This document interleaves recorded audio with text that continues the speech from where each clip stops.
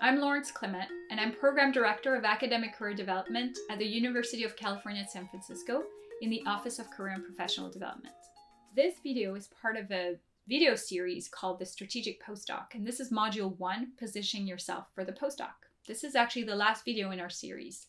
And today we're going to talk about how to prepare to leave your PhD and some of the issues that some graduate students run into as they're preparing to leave. And to do this, we're going to use the situation of a graduate student, Anna, that represents the situations we see a lot in our advising work at UCSF. So a few months ago, Anna met with her thesis committee to discuss her graduation date, and they agreed that she could graduate after she had submitted her paper that she's about to start writing. And she's finally ready to submit this paper, but her graduate advisor has asked her to postpone her graduation date by 6 to 8 months because he needs her to do a set of experiments that he will need for his next R1 submission. And so Anna isn't sure what to do. She was hoping to start applying for postdoc positions and to leave for a postdoc right after graduation. Now she's not sure if she should even start looking for a postdoc. So that leads us to the types of issues that graduate students can run into at the end of their PhD. So one is feelings of obligation and guilt to give back to the advisor and to support the lab and make sure it succeeds. A second thing they run into is a lack of support to explore and secure the next position in their career, making it more difficult to leave. A third one is possibly role conflict faced by some advisors when it comes to their supervisor versus their mentor and their trainer roles. And we'll talk more about this in this video. And then the last one, which we'll also talk about, is the graduate student feeling powerless in their advisor's decision to postpone their graduation date. What we did in our last video is we talked about reframing the postdoc as a training. And what I really want to encourage people to do here is, especially if you're a senior graduate student, is to also rethink about why you started this PhD. Graduate school is a training that prepares for an educational goal, and it should end when you have fulfilled the requirements of the PhD program. Once you've reached your goal, it's time to leave. So I think it's really important to remind this to graduate students because they often forget this. And one thing they often forget too is that knowing that you're a trainee, it is actually your advisor's job to develop a succession plan for your position and to actually figure out what's going to happen when you need to leave. So you do not need to stay extra time in your PhD. So based on these two roles of graduate advisors and postdoctoral PIs, especially in Anna's advisor's case, it seems like Anna should be ready to leave the lab. She has met the requirements of the PhD and she feels ready to move on to the next career, to next step in her career. But there's a third role that PIs have towards their trainees, especially in the biomedical sciences, which is the supervisor role. And so sometimes these roles actually happen to have conflicts with each other. The supervisor role is really focused on the productivity of the lab, the productivity of the PI, and the productivity of each individual on the team. That is what the PI does as a supervisor. And his responsibilities illustrate this pretty well.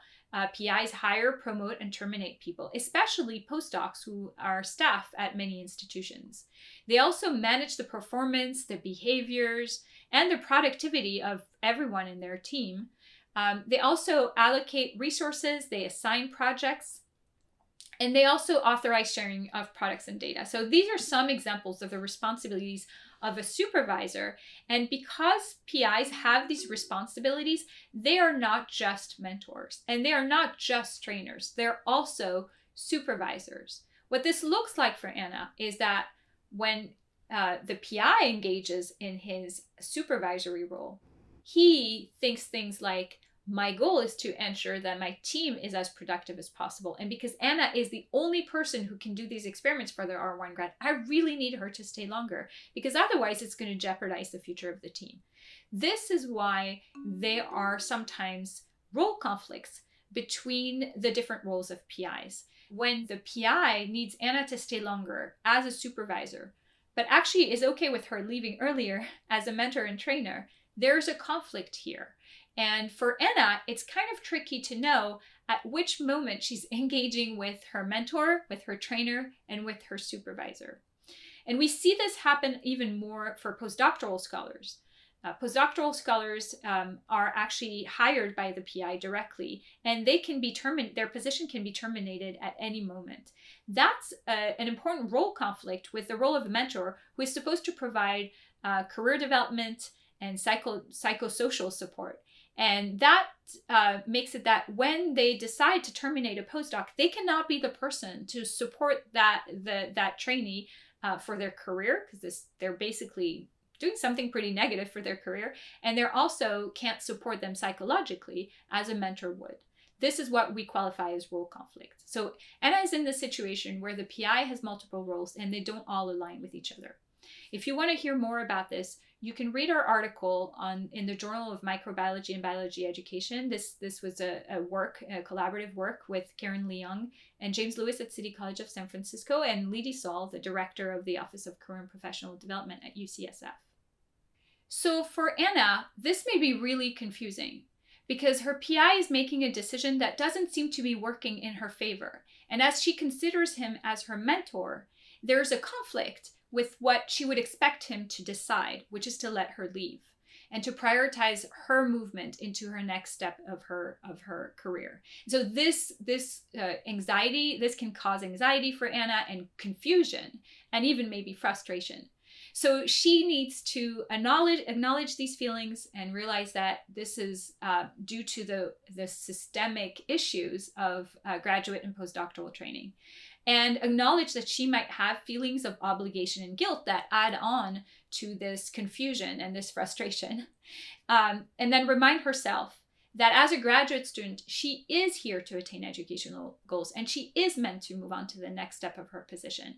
But that as a supervisor, her PI's role is to prepare her departure and to plan for her succession, not to ask her to stay longer necessarily.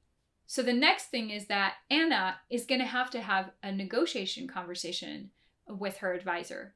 But she needs to remember that conversation will not be necessarily a conversation she's having really with her mentor in his mentor role. She's going to have the conversation with his supervisor role, the supervisory part of him. And she can acknowledge that there is a conflict in her departure, that it would create an issue in terms of productivity for the lab and for the PI. And then she can start working with him to address the needs he has as a supervisor, which is to have someone else with her level of expertise in the lab. And they can start working on a training plan for an early stage graduate student or a postdoc, or even training a technician to actually do these experiments so she can leave and he can continue with and maintain the productivity of his lab. The second thing that Anna has to deal with is a power differential between her advisor and her. And this is where this becomes really complicated if the PI doesn't respond well to that conversation, or she doesn't feel she can have that conversation even with her PI. That comes from the fact that those multiple roles come with different types of power. I'm going to talk about the 6 types of power that are described by Raven and French, and how they're connected to the PI's roles. The first type of power is the referent power. This comes from the fact that Anna really wants to maintain a good interpersonal relationship with her PI or advisor. It's often tied to that mentor role, and that gives her PI power over Anna because she does want to maintain that good relationship. The PI also has expertise power because she prefers to do what her PI or advisor suggests because she recognizes his professional expertise. So that gives him a second type of power as a mentor. As a trainer, he also has information power. He controls and owns a lot of information and knowledge that Anna needs to succeed. But as a supervisor, he also has legitimate power, which is that really, if he is her supervisor, he actually has the right to direct Anna's activities as he sees fit. On top of this, he has what's really important for Anna right now, which is reward power. Anna really needs him to recommend her for her postdoctoral positions. She will need him to recommend her for her faculty positions in the future if she wants a faculty position. And so in this case, the PI can provide that letter of recommendation, which is part of providing opportunity for Anna's career advancement if her work is outstanding. And the last thing is he has coercive power, which means that if he is not happy with what she does, he can take actions against her, which is part of what a supervisor can do. But Anna can actually balance out the power dynamic with her PI. She can reach out to another mentor for protection, one who can strategize on how to negotiate with her advisor or can influence her advisor. And when I talk to graduate students about who can help them, they often bring up a senior postdoc who has worked with their advisor for a long time, somebody who might really be able to influence their PI. And they also talk about PIs at their institution and other institutions who are good advisor mentors or know the advisor well and could even help her understand how to talk to him or even talk to the advisor. She can also check with an ombuds office or a coaching session about how to have the conversation with her advisor. We have an ombuds office at UCSF, and these are professionals who actually listen to the situation you're in and talk with you about the best way to actually have that conversation with the PI. And you can come back to them and tell them how it went and what the next step can be. And so they're really fantastic. We really rely on them a lot in our advising role. And then she can also ask for a consult from somebody who has legitimate power. The thesis committee is a good example of that. And she could really set up a time to meet individually with one of the thesis committee members or with all of them. And when we have advising sessions with our students, we often talk about who is the best person to talk to. Who do you feel you have a good relationship with? Who do you feel doesn't have a lot of role conflict with, just relationships with the PI outside of this thesis committee, and can really talk with you and maybe even with the PI about this decision to postpone the graduation date. And then what she can do is she can begin reaching out to postdoctoral labs and let the committee and advisor know if she gets an offer. Everyone can then work towards getting Anna transitioned into her postdoc, including her new PI. And so having a new position lined up can help Anna set a realistic time frame for leaving the lab. One thing I want to point out too is that these people together kind of make up a sort of advisory team for Anna. And this advisory team is something that she'll really need over her whole career, especially if she moves into a research intensive faculty position. When she's applying to R1 grants as a pre-tenure faculty, she will really need to rely on several people to help her put together her proposals, make them competitive, but also learn how to manage a team and make a team productive. And that advisory team could also really help her be much more competitive when she's applying for faculty positions at the end of her postdoc. And even earlier during her postdoc, make sure that her strategy is right and that she's making the right decisions.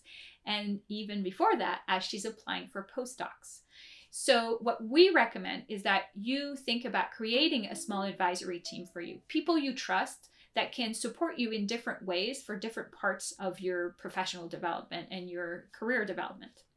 So if you think about the senior postdoc and these two faculty, they're kind of the relationship advisors. They help her figure out, how to manage relationships with people of higher power, like her PI in this position, in this situation, or in the future with even people with lesser power, how to be a good inclusive manager and not slide into toxic behaviors will be very important.